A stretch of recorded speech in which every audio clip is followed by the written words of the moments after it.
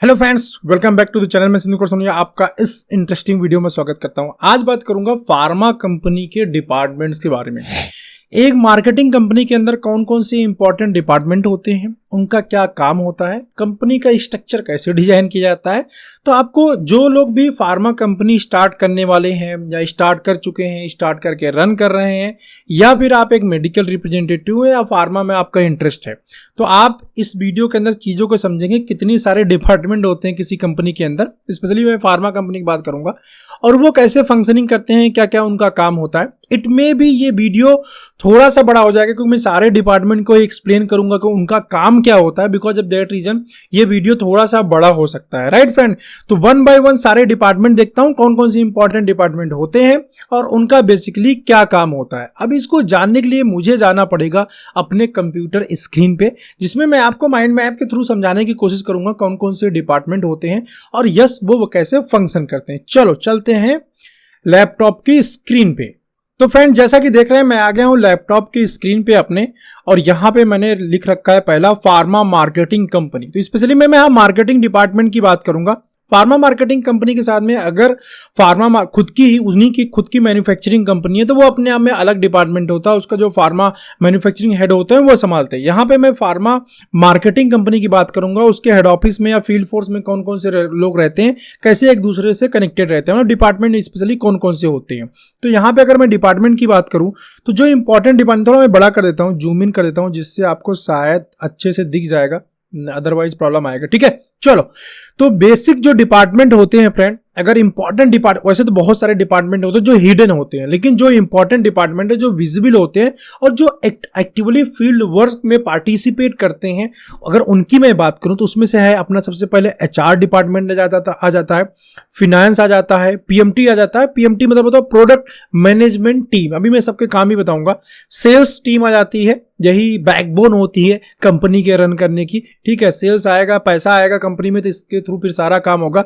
फिर distribution, supply chain management basically, and other department. One by one करके देखते हैं, उनके काम को भी देखते हैं। सबसे पहले हम बात करते हैं एचआर डिपार्टमेंट।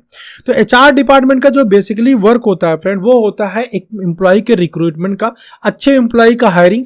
वैसे ही ये किसी अदर कंपनी में अगर टेक में जाते हैं तो वहां एचआर का बड़ा इंपॉर्टेंट काम होता है रिक्रूटमेंट के अंदर। बट अगर मैं फार्मा की बात करूं, यहां पे मोस्टली रिक्रूटमेंट फाइनल डिसीजन तो एचआर का ही रहता है। बट बेसिकली यहां पे होता क्या है कि जो मेडिकल रिप्रेजेंटेटिव होते हैं उनकी हायरिंग मैनेजर के थ्रू या सेकंड लाइन मैनेजर के थ्रू, मतलब जो लोग जो प्रेफरेंस वही लोग दे देते हैं, एचआर उसी को मोस्ट ऑफ द केसेस में एक्सेप्ट कर लेता है, क्योंकि उनको फील्ड में काम करना होता है, उन्हीं से सेल निकलवाना होता है। मतलब मैनेजर जो है उसको अपने मेडिकल रैप से सेल निकलवाना है, जो सेकंड लाइन मैनेजर है वो भी मेडिकल रैप से सेल निकलवाना है। तो अगर उन दोनों लोगों को ठीक लगता है तो मोस्ट ऑफ द केसेस में जो है रिक्रूटमेंट वाला जो है काम वहीं से हो जाता है, बस एचआर का वहां पे एक मोहर लगता है, बस बहुत ज्यादा रोल नहीं रहता। लेकिन यही सेम अगर अलग कंपनी की, टेक कंपनी की बात करें या अलग अदर कंपनीज की बात करें, तो वहां बहुत ज्यादा इंपॉर्टेंट रोल रहता है। इसके अलावा जो एचआर होता है, एचआर के अंदर फ्रेंड बहुत सारे मतलब एचआर एक हेड हो जाता है, और कोई बड़ी कंपनी है तो एचआर हेड भी होगा, और उसके अंदर में काम करने के लिए ट्रेनी एचआर या एचआर होते हैं। HR, trainee HR, HR and head, HR head, इस तरह से पोजीशन दे दी जाती है। और बेसिकली वो रिक्रूटमेंट के साथ में सैलरी सबका डिस्पैच करते हैं, इंक्रीमेंट लगाते हैं, सैलरी ग्रोथ कितना होना है वो उसको देखते हैं। प्लस किसी का अगर परफॉर्मेंस है कि बेसिकली केआरए जिसको हम बोलते हैं, एवरी मंथ कैसा परफॉर्म कर रहा है, उसको कितना ग्रोथ देना चाहिए, ये सारी चीजें केआरए भी बेसिकली एचआर देखता है। तो मोटा मोटा जो काम देखें अगर फार्मा कंपनी के अंदर, तो बेसिकली सैलरी का काम होता है, रिक्रूटमेंट का काम होता है और केआरए का काम होता है। तीन काम बेसिकली एचआर के होते हैं। ठीक है, अब हम बात करते हैं फिनेंस का, सबसे इंपॉर्टेंट डिपार्टमेंट फिनेंस। ठीक है, फिनेंस को थोड़ा सा देख लेते हैं। फिनेंस सारा पैसे का मैनेजमेंट, एक साथ ही मैंने क्लब कर दिया है पूरा फिनेंस, जो जहां भी पैसों की बात आएगी पूरा जो फिनेंस, यहां बेसिकली मैंने पैसा डिस्पर्स करने वाला एक प्रकार से लिया। फिनांस में भी डिफरेंट डिफरेंट डिपार्टमेंट होते हैं, बट फिनांस को मैंने कंबाइन कर दिया है और इसको डिवाइड कर दिया दो पार्ट में। एक तो एक्सपेंस के पार्ट में डिवाइड कर दिया। यहाँ पे जो एक्सपेंस मैंने दिया हुआ है, इसमें जैसे फील्ड फॉर जो एमआर होते हैं या मैनेजर्स होते हैं, सेकंड लाइन मैनेजर्स होते हैं, वो क्या करते हैं, अपना एक्सपेंस बनाते हैं, फील्ड वर्क का एक्सपेंस बनाते हैं और उसको कंपनी को भेज देते हैं, राइट। तो वो एक्सपेंस फिनांस डिपार्टमेंट में एक पर्टिकुलर पर्सन असाइन होता है, ठीक है, उसको कई बार कोई डिफरेंट डिजिग्नेशन दिया जाता है। वो क्या करता है, उनके एसएफसी के अकॉर्डिंग सारे एक्सपेंस सीट को चेक करता है। मान लो किसी की कस्टमर इन्वेस्टमेंट है, डिफरेंट टाइप की चीजें होती है, कस्टमर इन्वेस्टमेंट है, डॉक्टर का है, केमिस्ट का है, या कोई सीएमई हुई है, कॉन्फ्रेंस हुई, डिफरेंट टाइप के bill and expenses field force भेजता है, जो कि ये एक्सपेंस डिपार्टमेंट चेक करता है, उसको ओके करता है। अगर उसने उसको ओके कर दिया, फिर ये ऊपर वाला जो आपको अकाउंट डिपार्टमेंट दिया गया है, इसकी यहां पे भेज दिया जाता है, और ये डिपार्टमेंट क्या करता है, फिर इसको भेज देता है पैसा पास होने के लिए, मतलब अकाउंट में भेज देता है, ठीक है, इंप्लॉय के अकाउंट में आ जाता है, या जो भी कंसर्न डिपार्टमेंट रहता है उसके अकाउंट में आ जाता है। अब यहां पे हम बात करते हैं जो अकाउंट डिपार्टमेंट है वो कौन कौन से पैसे जनरली डिस्पैच करता है, किसके किसके अकाउंट में पैसा डालता है, उसको भी देख लेते हैं थोड़ा थोड़ा। तो सबसे पहले अकाउंट में सैलरी, देखो एचआर बनाता है, सैलरी अकाउंट में एचआर डालने नहीं जाता, एचआर सैलरी बना के दे देगा अकाउंट को, और अकाउंट क्या करेगा, सैलरी आपके खाते में पैसा डाल देता है। अगर आप मतलब एज ए मेडिकल रिप्रेजेंटेटिव काम कर रहे हैं या फील्ड फोर्स में काम कर रहे हैं, तो आपके सैलरी जो अकाउंट में आता है उस पैसा आपके अकाउंट में डालने का काम अकाउंट का होता है। अकाउंट डिपार्टमेंट आपके अकाउंट में पैसा डालेगा। फील्ड फोर्स का जो भी एक्सपेंस होता है, जितने नॉट ओनली फील्ड फोर्स, जो कंपनी का सारा एक्सपेंस वगैरह होता है वो भी अकाउंट जो है पास करता है, वो पास नहीं करता बट अकाउंट में डालने का काम करता है। स्टॉकिस्ट का जो पेमेंट होता है उसका पेमेंट का रियलाइजेशन हुआ कि नहीं, चेक बाउंस तो नहीं हो गया, इस टाइप का जो फंड मैनेजमेंट होता है, डिस्ट्रीब्यूशन सप्लाई चेन का, वो भी पूरा नोटिफिकेशन जो होता है वो अकाउंट ही चेक करके भेजता है, हाँ इनका चेक पास हो गया है, इनका चेक फेल हो गया है और डिसोनर हो गया है, राइट। कस्टमर इन्वेस्टमेंट, कस्टमर के पास कोई इन्वेस्टमेंट जाना है, चेक के फॉर्मेट में जाएगा, उनके अकाउंट में एनएफटी होगी, या किसी डॉक्टर के पास में जाना है, किसी मेडिकल रैप या मैनेजर के पास में जाना है, किसी कैंप को करने के लिए, कॉन्फ्रेंस करने के लिए, या इस टाइप कुछ भी होता है वो भी अकाउंट ट्रांसफर करता है। न्यू एक्विजिशन, अगर कोई नया कंपनी एक्विजिशन करती है, चाहे वो ब्रांड का एक्विजिशन करे या अकाउंट पूरा कंपनी ही खरीद ले, उस कंडीशन के अंदर फंड जो मूवमेंट होगा लास्ट वो अकाउंट को सब लोग बना के फाइनल दे देंगे अकाउंट को, अकाउंट पैसा ट्रांसफर कर देगा। फिर होता है एरिया एक्सपेंशन, कोई नया एक्सपीरियंस, नया डिवीजन कोई ऐड हो रहा है कंपनी के अंदर, जहां जहां ये डिसीजन सब लोग बना के दे देंगे पैसे का, हाँ भाई पीएमटी वाला कुछ बना के देता है, अभी अलग अलग हम काम देखेंगे, पीएमटी का भी कोई इंसेंटिव बना के दे देगा, कोई सैलरी बना के दे देगा, कोई कुछ बना के दे देगा, पैसा जो ट्रांसफर करने का काम होता है वो बेसिकली अकाउंट का काम होता है। इतना आप समझ लीजिए, अकाउंट कोई डिसाइड नहीं करता कि मैं किसको कितना पैसा दूंगा, अकाउंट का काम होता है जितना पीछे से ऑर्डर आया उतना पैसा उस पर्टिकुलर पर्सन के अकाउंट में या पर्टिकुलर डिपार्टमेंट में उसको उतना पैसा दे देना, राइट। तो ये बेसिकली अकाउंट का काम हो जाता है। अब हम बात करते हैं यहां पे पीएमटी डिपार्टमेंट की। पीएमटी डिपार्टमेंट बेसिकली क्या होता है फ्रेंड, की फार्मा के अंदर दो टाइप की होती है। पीएमटी होता है प्रोडक्ट मैनेजमेंट टीम, इसको हम बोलते हैं। प्रोडक्ट मैनेजमेंट टीम का मतलब होता है प्रोडक्ट के लॉन्चिंग से लेके ट्रेनिंग से लेके सब कुछ जो है यही डिपार्टमेंट करता है किसी भी कंपनी के अंदर। तो बेसिकली पीएमटी को हम दो पार्ट में डिवाइड कर देते हैं, एक होता है ट्रेनिंग डिपार्टमेंट एंड दूसरा होता है मार्केटिंग डिपार्टमेंट। जो ट्रेनिंग डिपार्टमेंट होता है उसका बेसिकली काम होता है फील्ड फोर्स को ट्रेन करना। कौन कौन से बेसिकली काम होते हैं उसको भी हम देख लेते हैं।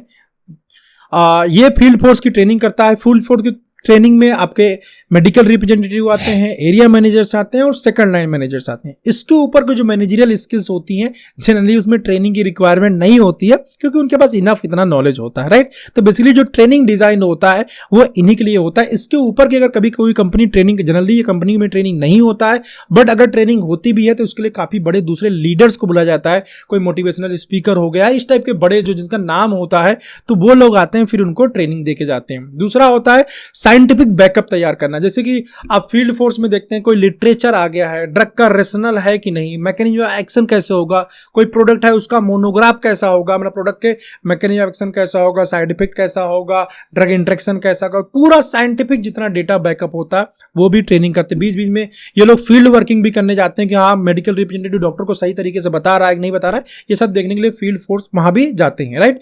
तो बेसिकली ये काम होता है ट्रेनिंग डिपार्टमेंट का, इन सारी चीजों को डिजाइन करना पीएमटी में। पीएमटी में एक दूसरा डिपार्टमेंट होता है मार्केटिंग, जो देखते हैं हाँ मार्केटिंग वाले के पास थोड़ा सा ज्यादा काम होता है, थोड़ा सा टफ भी होता है। तो मार्केटिंग डिपार्टमेंट जो होता है पीएमटी का, पीएमटी दो डिपार्टमेंट हो गए, ट्रेनिंग एंड मार्केटिंग। तो पीएमटी मार्केटिंग जो होगी वो मेक विजुअलेट, इनका काम होता है विजुअलेट डिजाइनिंग का काम करना, कंटेंट उसके ऊपर डालना, कंटेंट जो उसके ऊपर लिखा जाएगा, यस ट्रेनिंग डिपार्टमेंट उसमें हेल्प करता है, मतलब दोनों पीएमटी डिपार्टमेंट मिलके काम करते हैं, पर थोड़ा थोड़ा दोनों के अंदर डिफरेंस है। तो विजुअलेट डिजाइन करना, विजुअलेट बनाना, प्रोडक्ट के लिए सर्वे करना, जाना मार्केट में आरसीपी करना, सर्वे करना, कौन सा कंपटीटर क्या एक्टिविटी कर रहा है, कौन से नए साल्ट मार्केट के अंदर आए हुए हैं, कौन सी नई पैकेजिंग आई हुई, क्या क्या नई नई चीजें मार्केट के अंदर हुई है, वो सारी चीजें देखना। इनोवेटिव जो कोई प्रोडक्ट है उसको लॉन्च करना, कंपटीटर एक्टिविटी को एनालिसिस करना, प्रमोशनल प्लानिंग्स करना, ठीक है, आपको गिफ्ट आना है, इनपुट जो भी चीजें आनी है, प्रमोशनल जो भी सारी चीजें, कैंपेन से लेके गिफ्ट से लेके डॉक्टर के पास बैग आ रहा, कुछ भी आ रहा है, सारा चीज प्रमोशनल में सारी चीज काउंट हो जाती है। तो बिजनेस जनरेट करने के लिए जितने भी प्रमोशनल्स होते हैं सब पीएमटी डिजाइन करती है। इंसेंटिव सर्कुलर जो होता है वो पीएमटी डिजाइन करती है, फिर उसको सेल्स डिपार्टमेंट में या जीएम से जो उसको पास कराया जाता है, लेकिन डिजाइन उसको पीएमटी, जनरली पीएमटी और सेल्स जो हेड होता है, जो जीएम होता है या एनएसएम होता है, उसके साथ मिलके ये डिजाइन किया जाता है, बाद में जो हेड होता है वहां से पास कराया जाता है, ठीक है। न्यू ब्रांड लॉन्चिंग भी की पूरी प्लानिंग जो है वो जो पीएमटी होती है वही करती है, बेसिकली जो मार्केटिंग पीएमटी होती है। इवन दैट की जो मैन्युफैक्चरिंग प्लांट होता है वहां भी पीएमटी जाता है, जैसे उसने अपने प्रोडक्ट की यूएसपी डिजाइन की हुई है। हर एक ब्रांड के अंदर जो भी पीएमटी डिपार्टमेंट होता है उसके अंदर यूएसपी डिजाइन करता है, तो जैसे यूएसपी डिजाइन किया हुआ वैसे ही मैन्युफैक्चरिंग कंपनी के साथ में बात करता है, वैसे ही अपने प्रोडक्ट को मैन्युफैक्चर करवाता है, राइट। तो मार्केटिंग पीएमटी का काफी बड़ा रोल होता है किसी के ब्रांड लॉन्चिंग में। ब्रांड लॉन्चिंग से लेके हिट होने तक की पूरी जिम्मेदारी, सब कुछ जो पीएमटी मार्केटिंग होता है वो बेसिकली परफॉर्म करता है, राइट। बाकी ट्रेनिंग और वो दूसरी पीएमटी जो ट्रेनिंग पीएमटी होती है वो करती है। अब हम बात करते हैं जो सबसे बड़ा चेन है जिसके दम पे पूरी कंपनी चलती है और वो सबसे इंपॉर्टेंट डिपार्टमेंट है, वो है आपका सेल्स डिपार्टमेंट। तो सेल्स डिपार्टमेंट में फ्रेंड जो हेड होता है पूरी इंडिया का, कई बार बहुत सारी कंपनी के अंदर सेल्स हेड बना दिया जाता है, किसी कंपनी के अंदर इसको डीजीएम बोल दिया जाता है, divisional general manager, deputy general manager, ठीक है, डिप्टी, मतलब अलग अलग नाम दे दिया जाता है, कोई जीएम, कोई डीजीएम, कोई कुछ इस टाइप का रहता है, कोई सेल्स हेड, अलग अलग नाम रहता है, लेकिन पोजीशन के वाइज वर्किंग देखा जाए सबका लगभग एक ही जैसा रहता है। सबसे बड़ी पोस्ट हेड की हो जाती है, मतलब एमडी हो सकता है वो हेड, और उसके नीचे जीएम की पोस्ट आ जाती है। जीएम के नीचे डीजीएम की भी आ सकती है, कंपनी के ऊपर डिपेंड करता है कैसे वो पोस्ट को रिफाइन करती है या क्रिएट करती है। उसके नीचे रहता है एनएसएम का पोस्ट। तो एनएसएम और जीएम को मैंने यहाँ पे एक ही साथ रख दिया है, ठीक है। तो एनएसएम कंट्री में बेसिकली पूरी कंपनी का पूरे कंट्री के अंदर रिप्रेजेंट करता है, पूरे कंट्री के अंदर सेल्स जनरेशन के लिए रेस्पॉन्सिबल होता है। और एक एनएसएम के अंदर जरूरी नहीं है किसी कंपनी के अंदर एक डिवीजन के अंदर डिफरेंट एनएसएम, मतलब एक ही एनएसएम और दो एनएसएम भी पूरी इंडिया के अंदर हो सकते हैं। और यस, एक कंपनी के अंदर डिफरेंट डिवीजन भी हो सकता है। तो यहां पे जब सेल्स की बात करेंगे, डिविजनल हेड वाला जो पोजीशन है, यहां पे फिर एक और पोजीशन क्रिएट हो जाता है, अलग अलग डिवीजन के लिए अलग अलग जो है सेल्स हेड आ जाएंगे। बाकी सारी चीजें वही रहेंगी, but PMT and sales head ये अलग अलग डिवीजन के लिए अलग अलग हो जाते हैं। मतलब पीएमटी भी अलग अलग डिवीजन के लिए अलग अलग, दूसरी नई डिवीजन आएगी तो उसका नया दूसरा पीएमटी रहेगा। एक पीएमटी दो डिवीजन को देख सकता है, एक सेल्स हेड दो डिवीजन को भी देख सकता है, ऐसा हो सकता है, चाहे तो कंपनी कर सकती है, but most of the cases में अलग अलग ही रहते हैं। तो सबसे जो ऊंची पोजीशन हो जाती है सेल्स में वो जीएम की होती है, उसके नीचे एनएसएम की होती है। एनएसएम के अंडर में बेसिकली जो होते हैं जेडबीएम्स होते हैं, जोनल मैनेजर, जो जोन को हैंडल करते हैं, जोनल सेल्स को देखते हैं, वो बेसिकली हो जाते हैं। और पूरे इंडिया के अंदर as you know that 4 zone है, east, west, north and south, चारों जोन में जेडबीएम्स हो जाते हैं। फिर जो जोनल जेडबीएम है उनके अंडर में फिर सेल्स टीम को असाइन किया जाता है, जिसको हम आरएसएन बोलते हैं या आरबीएम बोल सकते हो या डीबीएम बोल सकते हो, जो भी कंपनी नाम दे दे। बेसिकली इनको सेकंड लाइन मैनेजर बोला जाता है, जेडबीएम को थर्ड लाइन मैनेजर बोला जाता है, एनएसएम को फोर्थ लाइन मैनेजर बोला जाता है, जो सही तरीका है। बाकी कंपनी डिजिग्नेशन का नाम कुछ भी दे सकती है, इसको आरएसएम बोल दे, आरबीएम बोल दे या कोई और नाम दे दो, कंपनी की चॉइस है, ओके। अब बेसिकली क्या होता है, आरएसएम एक जेडबीएम के अंदर 4 से 5 आरएसएम हो जाते हैं, और ये आरएसएम जो होते हैं फिर जो है ये डिवाइड हो जाते हैं। एक आरएसएम के अंदर 4 से 5 एबीएम आ जाता है, एबीएम बोले या एएसएम बोले। तो आप जैसे स्क्रीन पे देख रहे हो, मैंने यहाँ पे क्या किया हुआ है, आरएसएम के अंडर में 4-5 एबीएम बना दिया, ठीक है। एक जेडबीएम के अंदर 4 से 5 आरएसएम, और आरएसएम एक आरएसएम के अंदर 4 से 5 जो है एएसएम हो सकता है, ठीक है। अब क्या ऐसा हो सकता है कि एक आरएसएम के अंदर मैं 3 ही एएसएम को डालूं या 3 ही एरिया मैनेजर को डालूं? डालने के तो आप 1 या 2 भी डाल सकते हो, लेकिन एज ए स्टार्टअप कंपनी में हमेशा जो यहाँ पे हायरार्की में शो कर रहा हूँ यही आप रखेंगे, ज़्यादा अच्छी बात है। इससे अगर जिससे ज़्यादा बढ़ा दीजिए अच्छी बात है। जैसे एक जेडबीएम के अंदर में मैंने 4 आरएसएम रखा है तो आप 5 रख सकते हो, 6 रख सकते हो, बहुत अच्छी बात है। लेकिन इससे अगर डाउन करके आप रखोगे हायरार्की को, इसमें आपका कॉस्ट कंपनी का इंक्रीज हो जाएगा, यही ध्यान रखिएगा, ठीक है। अगर आप एक फार्मा कंपनी है और इस पूरे स्ट्रक्चर को माइंड मैप को देख रहे हैं तो इस तरीके से आप समझ सकते हैं।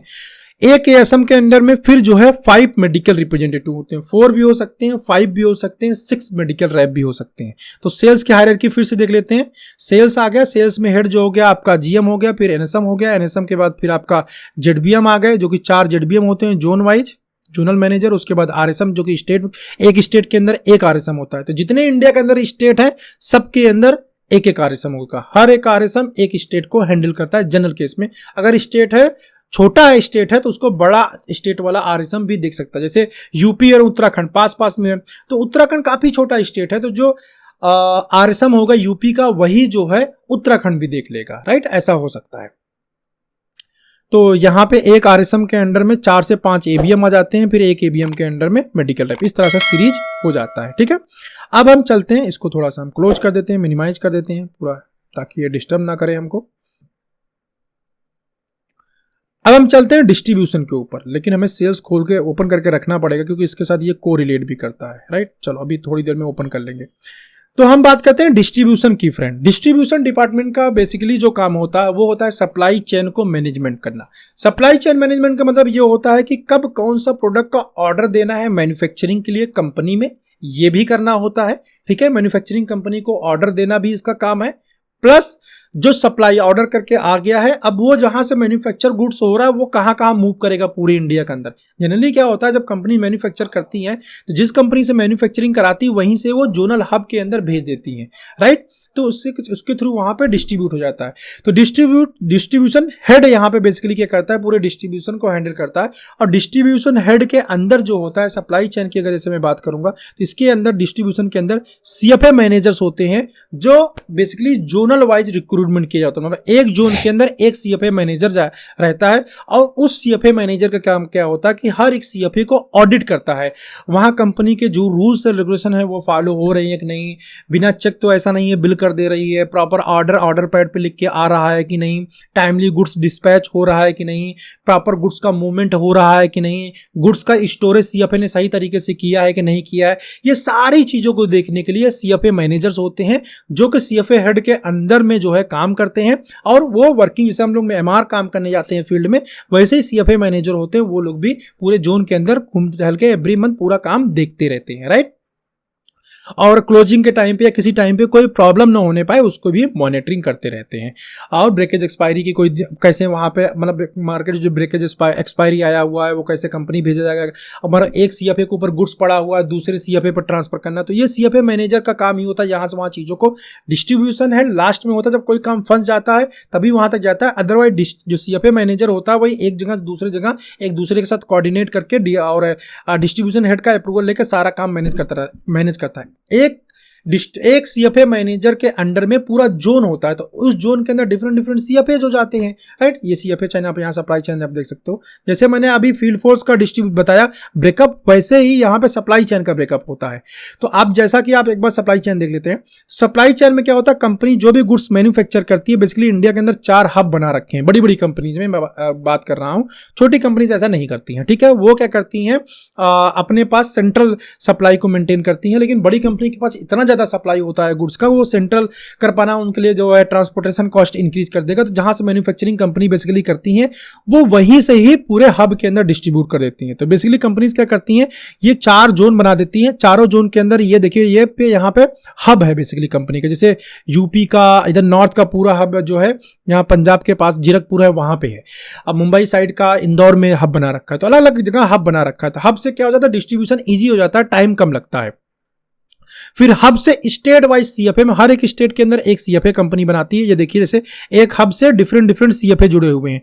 तो ये क्या होगा, उस जोन के अंदर जैसे मेरा जैसे जोन है दिल्ली, ठीक है, यहाँ पे जैसे यहाँ नॉर्थ में आता है दिल्ली, मैंने साउथ का एग्जांपल ले लिया है। तो नॉर्थ जोन के अंदर जितने भी स्टेट आते हैं, हर एक स्टेट के अंदर एक सीएफए होगा और उस स्टेट से ऊपर जो गुड्स सप्लाई होगी सीएफए पे वो हब से सप्लाई होगा। तो हब क्या करता है, हर एक सीएफए को सप्लाई करता है। अब देखिए सीएफए कहां कहां हो सकता है, सीएफए यूपी में हो सकता है, एमपी में हो सकता है, दिल्ली हो सकता है, राजस्थान हो सकता है, और हर एक स्टेट के अंदर ऐसे सीएफए हो सकता है। और सीएफए में जो गुड्स आता है वो जोनल हब से आता है। हालांकि मैंने यहां पे गलत लिख दिया है, इसको यहां पे मुझे अटैच कर देना चाहिए, इसको नहीं, इसको गड़बड़ हो गया। चलो ऐसे रहने दे, इसको बेसिकली नॉर्थ में कनेक्ट होना चाहिए, लेकिन मैंने यहाँ पे जोड़ दिया है। ठीक है, मैंने ध्यान नहीं दिया बनाते समय। ओके चलिए, मेरा समझाने का पर्पज आप समझे, जोन जो हब होता है वहां से सीएफए पे गुड्स जाता है। अब सीएफए से क्या होगा, आगे फिर गुड्स जाता है। सीएफए से कहां जाता है, सीएफए से बिल होकर एमआर के हेडक्वार्टर पे जाता है। एक एमआर के हेडक्वार्टर, दूसरा एमआर के हेडक्वार्टर, तीसरा एमआर के हेडक्वार्टर, चौथा हेडक्वार्टर। जहां जहां एमआर रहते हैं वहां वहां गुड्स सप्लाई हो जाता है। इसके बाद एमआर से कहा, सॉरी, स्टॉकिस्ट पे जाता है। ठीक है, हर एक एमआर के हेडक्वार्टर पे डिफरेंट स्टॉकिस्ट होते थे। एक सीएफए क्या करता है, हर एक एमआर के हेडक्वार्टर पे मल्टीपल स्टॉकिस्ट हो सकते हैं। ठीक है, एक भी हो सकता है और एक से अधिक भी हो सकता है। तो एक सीएफए क्या करता है, पहले भी तो हर एक स्टेट के होलसेलर को माल सप्लाई करता है, लेकिन हर स्टेट ने हर सिटी इन द सेंस जहां जहां मेडिकल रैप हेडक्वार्टर है, जहां मेडिकल रैप रहता है उसको हमें हेडक्वार्टर बोलते हैं बेसिकली, या टेरिटरी बोलते हैं उसको बेसिकली।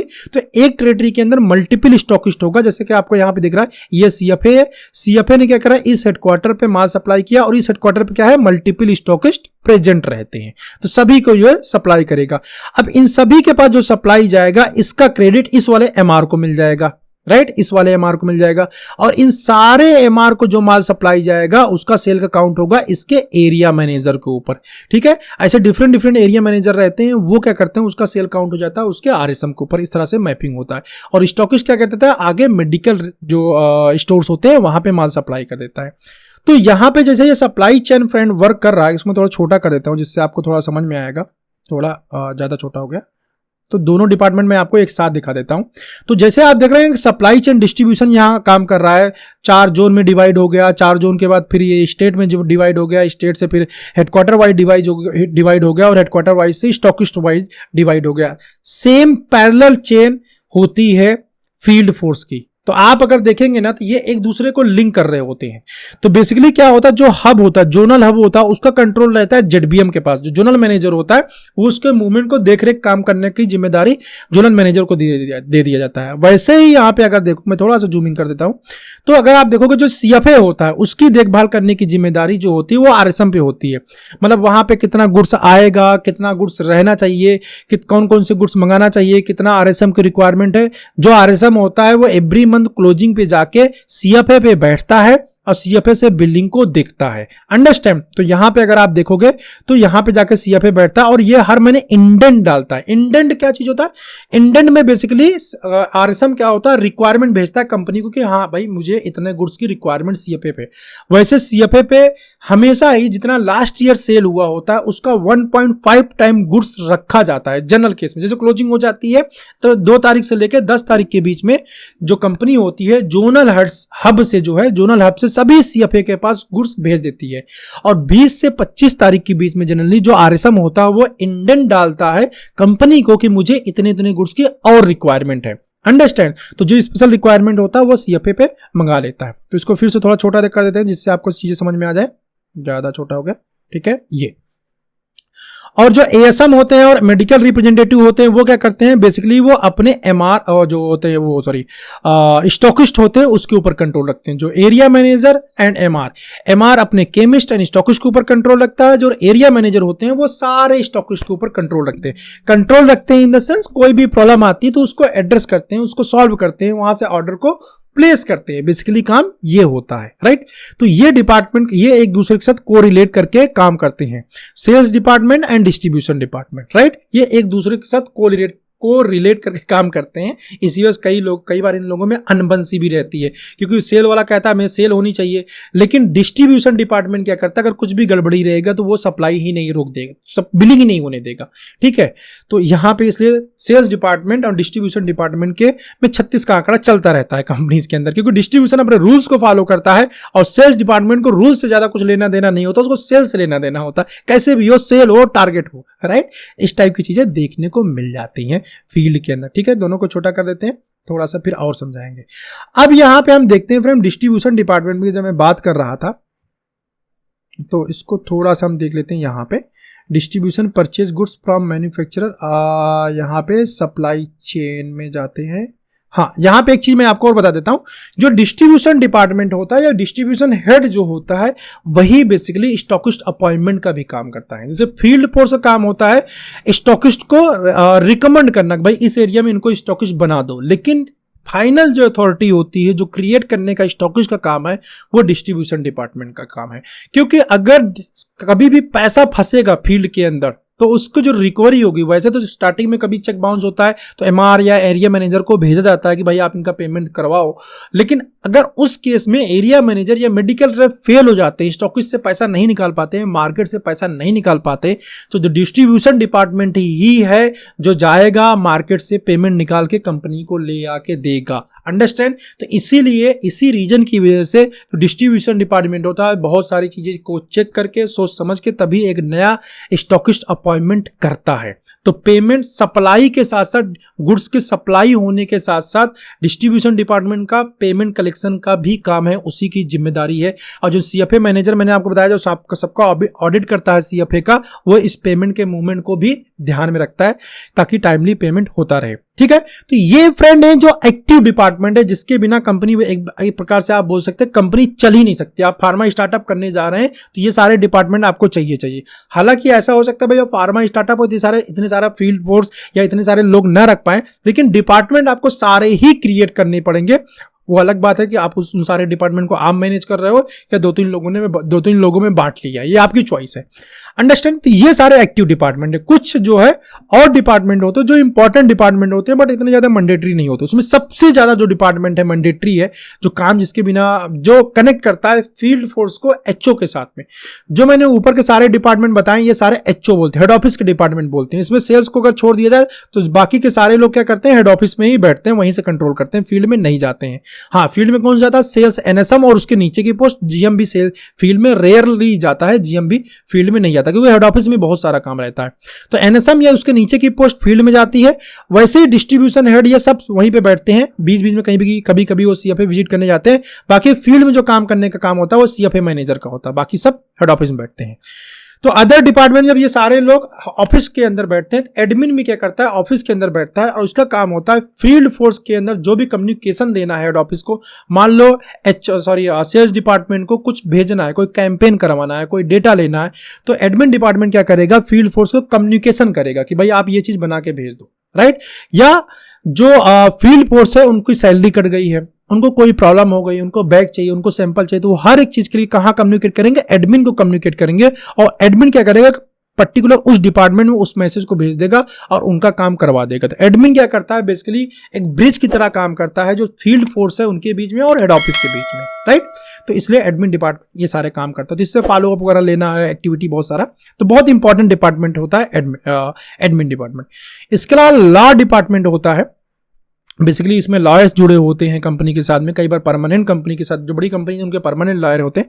इसके अंदर कैसे नया सीएफए अपॉइंटमेंट करना है, कोई कंपनी का डिस्प्यूट हो गया है, कहीं एमआर के साथ डिस्प्यूट हो गया है, किसी सीएफए के साथ, मतलब डिफरेंट डिस्प्यूट्स होते रहते हैं। इतना बड़ा ऑर्गेनाइजेशन चल रहा है, किसी ने कुछ केस कर दिया, किसी ने कभी लेबर कोर्ट से आ गया है, कभी डिफरेंट आते रहते हैं, कभी कॉपीराइट आ गया, कुछ ना कुछ ऐसा चलता रहता है कंपनीज के अंदर। तो उस केस के अंदर जो लॉ डिपार्टमेंट रहता है वो कंपनी के लिए काम करता रहता है, ठीक है। इसके बाद टैक्सेशन डिपार्टमेंट हो जाता है, जो सीए का बेसिकली काम होता है। तो कंपनी के अंदर ये भी परमानेंट पोस्ट होती है, जितनी भी बड़ी कंपनी होती हैं। तो वहां पे छोटी कंपनी के अंदर सीए के थ्रू हम करवाते हैं, बड़ी कंपनी के अंदर खुद का पोस्ट होता है। तो इस पोस्ट के अंदर बेसिकली टैक्सेशन का जितना कंपनी का काम होता है, वर्क होता है, उन चीजों को देखा जाता है। ग्राफिक डिजाइनर, ये भी कंपनी में परमानेंट पोस्ट होती है। जितनी भी बड़ी कंपनी होती हैं, जो पीएमटी डिपार्टमेंट, अपनी मैंने आपको बताया पीएमटी डिपार्टमेंट को विजुअल डिजाइन करना है, पीएमटी डिपार्टमेंट को रिमाइंडर कार्ड डिजाइन करना है और बहुत सारी डिजाइनिंग का काम रहता है। कंपनी के अंदर बहुत सारा डिजाइनिंग का काम होता है, राइट। तो उन सारा काम जो पीएमटी होती है वो इसी ग्राफिक डिजाइनर से, इन हाउस ग्राफिक डिजाइनर होता है, वो सारी चीजें डिजाइन करके कंपनी को देता रहता है, जिससे काम चलता रहता है। टेक्निकल स्टाफ होता है फॉर दी सॉफ्टवेयर, क्योंकि जो फार्मा कंपनी होती है उनका रिपोर्टिंग सॉफ्टवेयर होता है अपना खुद का, basically most of the companies में होता है, जिनके पास अपना खुद का भी नहीं होता, लेकिन टेक्निकल वर्क देखने के लिए टेक्निकल पर्सन होता है। अगर थर्ड पार्टी ऐप भी यूज कर रहे हैं तो उसमें कोई मिस्टेक है या नया कोई अकाउंट क्रिएट करना, भाई नया कोई एमआर आया तो उसका पूरा प्रोफाइल क्रिएट करना पड़ेगा, या कोई बिलिंग हो रही है रात में 12 बजे, कोई काम फंस गया, बिलिंग सॉफ्टवेयर प्रॉपर वर्क नहीं कर रहा है, कहीं कुछ प्रॉब्लम है, टेक्निकल ग्लिच बहुत सारे आते रहते हैं, क्योंकि भाई जितना ऑनलाइन काम है कहीं ना कहीं प्रॉब्लम्स तो आती रहती है वहां पे। उस सारे प्रॉब्लम को रिजॉल्व करने के लिए टेक्निकल स्टाफ फार्मास्यूटिकल कंपनीज के अंदर होता है परमानेंट, और क्लोजिंग के टाइम पे ये भी रात भर बैठा रहता है सॉफ्टवेयर के देखते कहीं बिलिंग स्लो ना हो जाए, बिलिंग में कोई प्रॉब्लम ना आए, तो ये भी क्लोजिंग वाले दिन बैठा रहता है। तो ये था फ्रेंड जो है सारे department, important department, some other department या सपोर्टिंग डिपार्टमेंट आप इसको बोल सकते हो। ठीक है, अगर मैं पूरे फ्लो चार्ट को ओपन कर दूं तो ये काफी बड़ा फ्लो चार्ट हो जाता है समझने के लिए, बट मुझे सही लगा कि मैं आपको थोड़ा सा फ्लो चार्ट के थ्रू समझाऊं, मतलब माइंड मैप के थ्रू, जो इजी हो जाएगा थोड़ा समझना आपका। वैसे तो ये काफ़ी बड़ा है जो है, सारी चीज़ों को हम देखते हैं, सारे डिपार्टमेंट को देखते हैं। अगर मैं इसको छोटा कर देता हूं, अगर आपके पढ़ने में आया तो स्क्रीनशॉट भी आप चाहो तो ले सकते हो, शायद इतने छोटे शायद आएगा नहीं, बट थोड़ा थोड़ा करके लेंगे, बट अपने आपके नॉलेज के लिए। आई होप आपको ये चीज़ें समझ में आई होंगी। ठीक है, जो लोग फार्मा स्टार्टअप कर रहे हैं स्पेशली या न्यू एमआर हैं, उनको ये काफ़ी चीज़ें मुझे लगता है अच्छी लगी होंगी। कहाँ पे क्या चीज़ें होती हैं, कैसे मूवमेंट होता है बताने की, तो इसके अंदर बहुत सारा है, जिसके अंदर पूरे दिन एक एक चीज़ों को समझाया जा सकता है। इतना बड़ा है, एक दिन के अंदर भी शायद सारी चीज़ें नहीं होंगी फ्रेंड, लेकिन शॉर्ट में मैंने बताने की कोशिश की, तब भी आधे घंटे से ज़्यादा का वीडियो हो गया है। शॉर्ट में मैंने बताया तब भी, ये एक एक डिपार्टमेंट अपने आप में बहुत सारा फ्रेंड काम करता है, बहुत सारे इनके रोल्स एंड रेस्पॉन्सिबिलिटीज़ होती हैं एक्चुअली, तभी इतनी बड़ी फार्मा कंपनी चलती है, ग्रो करती है, इतना ज़्यादा प्रॉफिट जनरेशन करती है। अंडरस्टैंड? तो काफ़ी काम होता है, बहुत रिस्पॉन्सिबिलिटी होती है, डेडिकेट रहना पड़ता है, तब कंपनी जाके ग्रो करती है। और आप फार्मा स्टार्टअप हैं या कोई भी स्टार्टअप है एक्चुअली, तो आपको ऐसे डिफरेंट जैसे जैसे आप बड़े होते जाते हैं वैसे वैसे आपको डिपार्टमेंट्स क्रिएट करने पड़ते हैं, अपने वर्क को डिस्ट्रीब्यूट करना पड़ता है, ताकि आप इनोवेशन के ऊपर ध्यान दे सके, और जो की रोल है, जैसे आप की रोल किसका, सेल्स का की रोल है, तो उसके ऊपर ध्यान दिया जा सके। राइट, चलिए, चैनल पे नए हैं सब्सक्राइब कर लीजिए, क्योंकि ऐसे ही इंफॉर्मेटिव वीडियोज मैं आप लोगों के लिए बनाता रहूंगा। और ये वीडियो आपको कैसा लगा, ऐसा ही कोई डिटेल वीडियो आप किसी लंबे टॉपिक पे चाहते हैं, किसी डिपार्टमेंट के बारे में, तो आप मुझे बताइएगा, जिसमें अलग अलग डिपार्टमेंट पे अलग अलग भी मैं वीडियो क्रिएट करने की कोशिश करूंगा, अगर आपको रिक्वायरमेंट है, कोई चीज़ समझना चाहते हैं तो। ठीक है, चलो बस इस वीडियो में इतना ही, मिलता हूं ऐसे किसी इंटरेस्टिंग वीडियो में नेक्स्ट टाइम। बाय।